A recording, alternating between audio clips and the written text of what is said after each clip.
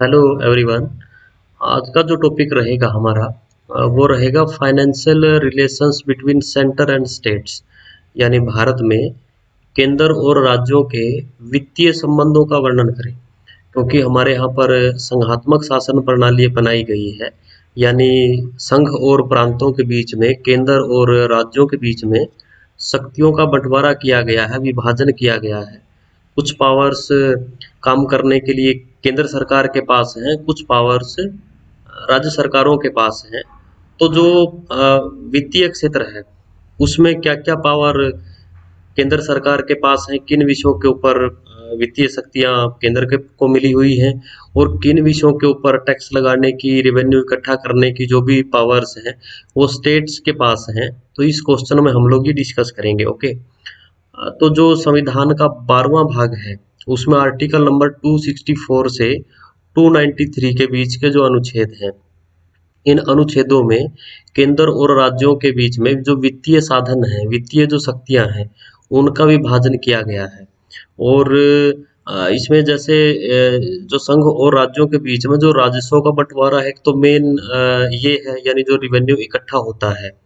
और दूसरा जो पार्ट होता है वो है टैक्स लगाने की जो पावर किसको है। यानी दो तरीके से हम लोग इसको एक किस्म से बांट सकते हैं। पहला तो है कि कौन सी, यानी जो किन किन विषयों के ऊपर जो टैक्स लगा सकती है, किस किन विषयों के ऊपर केंद्र सरकार टैक्स लगा सकती है, किन के ऊपर राज्य सरकार लगा सकती है। और फिर जो टैक्स से जो रेवेन्यू इकट्ठा होता है, जो राजस्व आता है, तो उस राजस्व का जो वितरण है वो कितना, तो राजस्व केंद्र को मिलता है, कितना पैसा जो है वो राज्यों को मिलता है। तो इस मेनली जो है इसके दो भाग एक किस्म से हम लोग कह सकते हैं। तो जहाँ तक राजस्व के वितरण का जो सवाल है, फर्स्ट जो पॉइंट इसमें बनता है, संघ एवं राज्यों में राजस्व वितरण, यानी जो रिवेन्यू जो इकट्ठा होता है, तो उस वो रेवेन्यू किस हिसाब से डिस्ट्रीब्यूट होता है दोनों के बीच में। आर्टिकल नंबर 268 की यदि हम लोग बात करें तो उसमें कहा गया है कि संघ सूची में वर्णित विषयों पर टैक्स लगाने का राइट किसको, सेंट्रल गवर्नमेंट को है। तो संघीय जो टैक्स उनको कहा जाता है, उसमें के 14 विषय उसमें रखे गए हैं।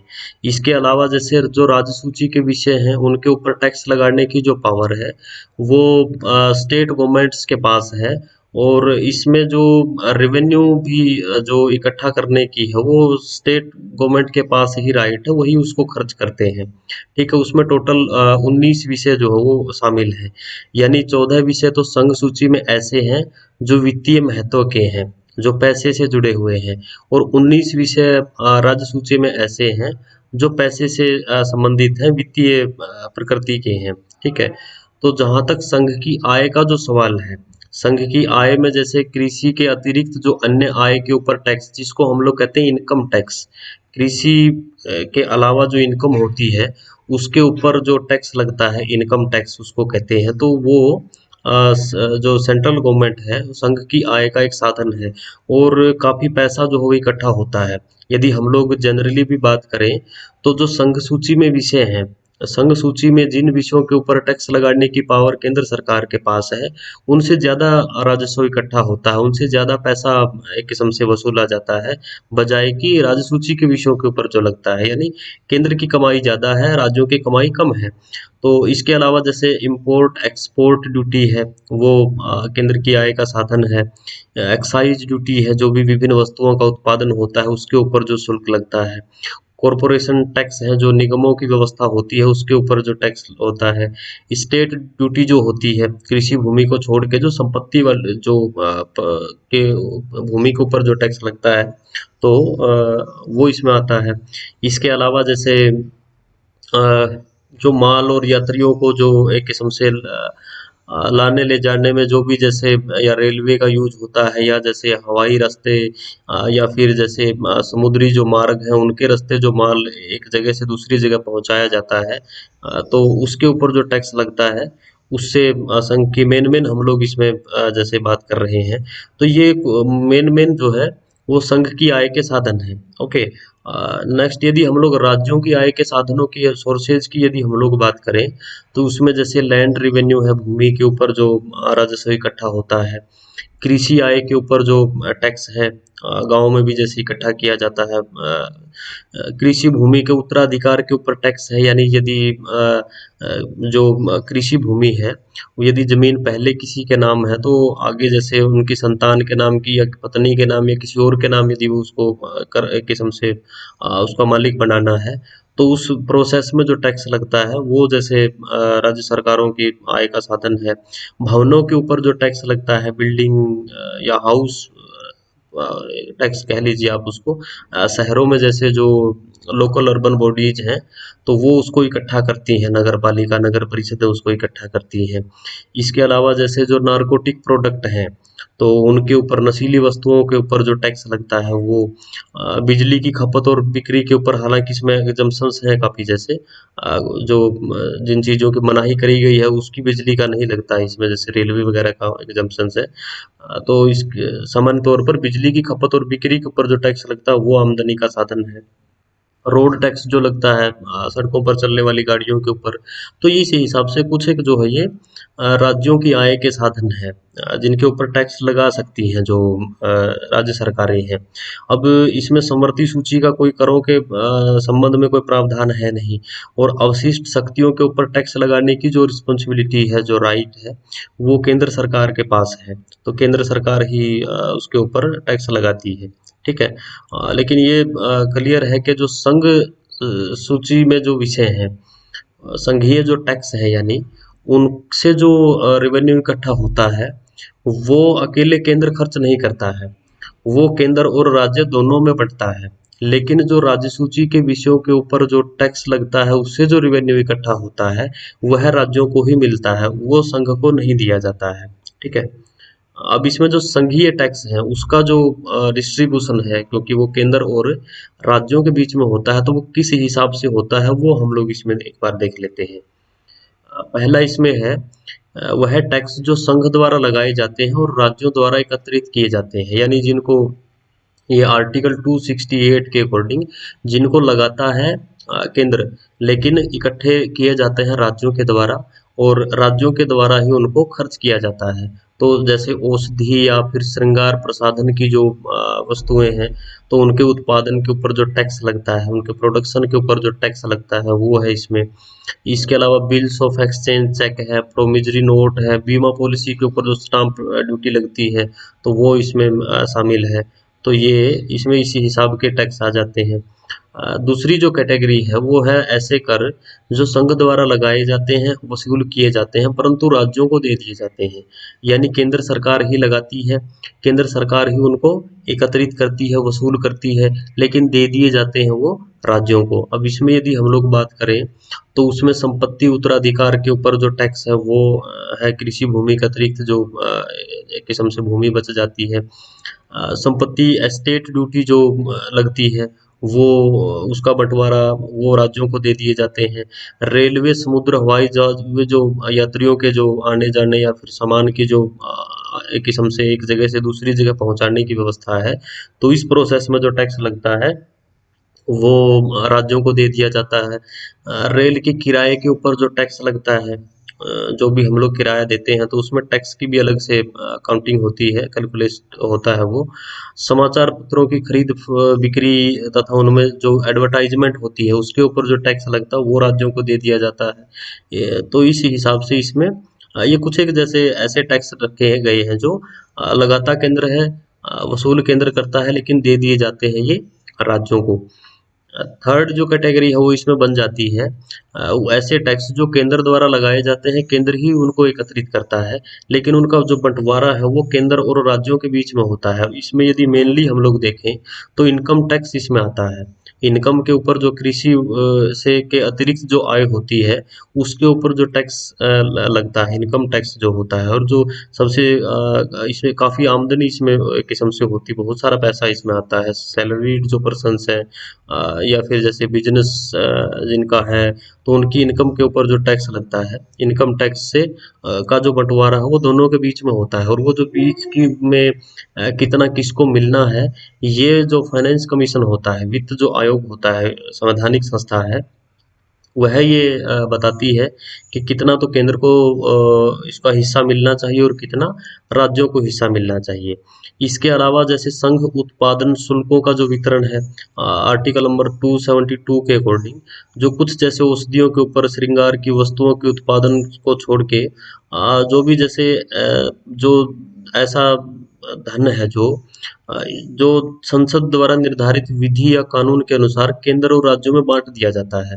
यानी एक किस्म से जो औषधियों, जो भी जैसे श्रृंगार की जो वस्तुएं हैं, यदि हम लोग कॉस्मेटिक जो प्रोडक्ट है, इसको यदि हम लोग कहें, तो इसके उत्पादन शुल्क को छोड़कर अन्य जो उत्पादन शुल्क है, शुल्क का मतलब क्या है कि जो चार्ज वगैरह जो एक किस्म से लगाए गए हैं, क्योंकि टैक्स और शुल्क में भी थोड़ा सा एक डिफरेंस रहता है। तो एक्स्ट्रा यदि मान लो वो लगाया जा रहा है, तो जो संसद ने विधि निर्धारित करी है, मान लो कहीं पर जैसे 18% कोई टैक्स की व्यवस्था है किसी प्रोडक्ट के ऊपर, किसी प्रोडक्ट के ऊपर 18% टैक्स की व्यवस्था है। अब यदि 2% यदि एक्स्ट्रा जो वो शुल्क उसके ऊपर लगाया जा रहा है, वो जो 2% शुल्क लगाया जा रहा है उसके प्रोडक्शन के ऊपर, उस प्रोडक्ट के ऊपर, तो वो 2% लगेगा पार्लियामेंट के की परमिशन से, और वो जो है फिर वो उसका जो वितरण है वो केंद्र और राज्यों में उसको बांट दिया जाएगा। ओके, नंबर 2 इसमें आ जाता है, मेन है जो राज्यों को सहायता अनुदान देने की व्यवस्था। जो सहायता अनुदान है, जो grants in aid to states है, तो इसमें इसकी दो टाइप होती है। एक तो होता है विधिक अनुदान, जो देना कंपलसरी होता है, यानी ऐसा अनुदान जो केंद्र को राज्यों को देना ही पड़ेगा और वित्त आयोग की सिफारिश के आधार पर उसको दिया जाता है। उसमें कमी कटौती नहीं करी जा सकती, उसमें कोई डिस्क्रिमिनेटरी कोई इस तरह का डिसीजन नहीं लिया जा सकता है, वो देना पड़ेगा आपको जितनी परसेंटेज जो उसकी निर्धारित होती है। जो दूसरा राइट है वो है विवेकानुदान।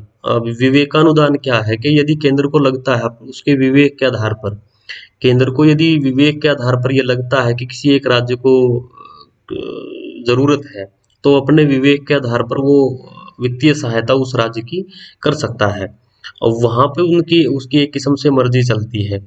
और ये कई बार ये पॉलिटिकल इशू भी क्रिएट हो जाते हैं विवेकानुदान के ऊपर।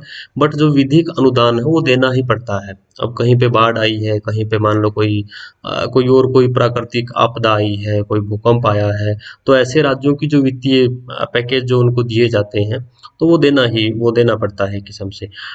इसके अलावा जैसे जहाँ पर जूट की जो एक किस्म से खेती होती है, तो या उस जूट से जो माल बनता है उसका अगर उसका एक्सपोर्ट होता है, तो उससे जो आमदनी होती है उसका जो बंटवारा है, जो वो कुछ भाग उन स्टेट्स को दिया जा सकता है जिन स्टेट्स में जूट की पैदावार होती है। ओके, कुछ जनजातीय क्षेत्र हैं जो, या अनुसूचित जनजातीय क्षेत्र या अनुसूचित जाति जो क्षेत्र है, असम राज्य है या फिर अन्य जो राज्य हैं ऐसे, तो उन राज्यों को अलग से विशेष अनुदान दिया जा सकता है केवल उन जातियों के जो एरियाज हैं उनके डेवलपमेंट के लिए। ओके, नंबर 3 इसमें आ जाता है ऋण लेने की शक्ति।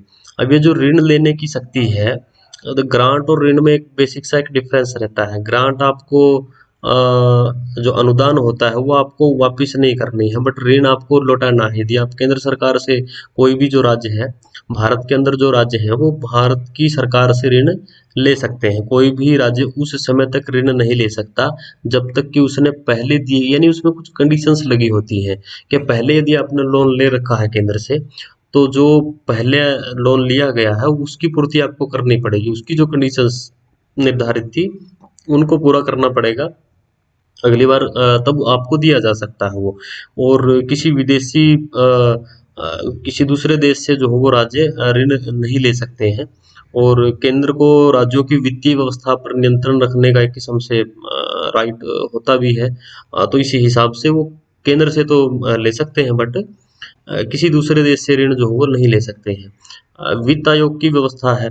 अब इससे हम लोग पूर्व यदि बात करें, तो वित्तीय संकट की जो घोषणा है, उसमें भी जैसे किस्म से राष्ट्रपति को जो सेंट्रल गवर्नमेंट है वो रिकमेंड करती है, और उसमें राज्यों के जो हालात हैं, राज्यों की जो वित्तीय जो बिल हैं, राज्यों की जो वित्तीय स्थिति है उसको भी नियंत्रित किया जा सकता है। उनके लिए भी जो कड़े डिसीजंस हैं वो लिए जा सकते हैं, यानी जैसा जितना हो सके पैसा बचाया जा सके। वित्त आयोग है। वित्त आयोग आर्टिकल नंबर 280 के द्वारा इसकी स्थापना करी गई है। अब राष्ट्रपति इस आयोग के चेयरमैन और 4 मेंबर्स की नियुक्ति करता है और 5 साल का इसकी टर्म रखी जाती है। और इस आयोग का मेन संवैधानिक संस्था है आर्टिकल का, क्योंकि के तहत इसकी स्थापना होती है। इसके मेन काम क्या होते हैं? संघ और राज्यों में करों का विभाजन करना। एक तो करों का विभाजन करना, भारत की संचित निधि में से राज्यों को अनुदान देना। जो हम लोग अनुदान की बात कर रहे थे, विधिक जो अनुदान होता है, तो कितना अनुदान किस राज्य को दिया जाना चाहिए उसकी सिफारिश ये करता है। केंद्र तथा राज्य सरकारों के बीच किए गए किसी समझौते को उसमें परिवर्तन करने, यानी जो भी एग्रीमेंट वित्तीय सतह पर हुए हैं केंद्र और राज्यों के बीच में, अगर उनमें कुछ चेंज करना है या उनको कंटिन्यू रखना है तो उसके रिगार्डिंग सिफारिश करता है।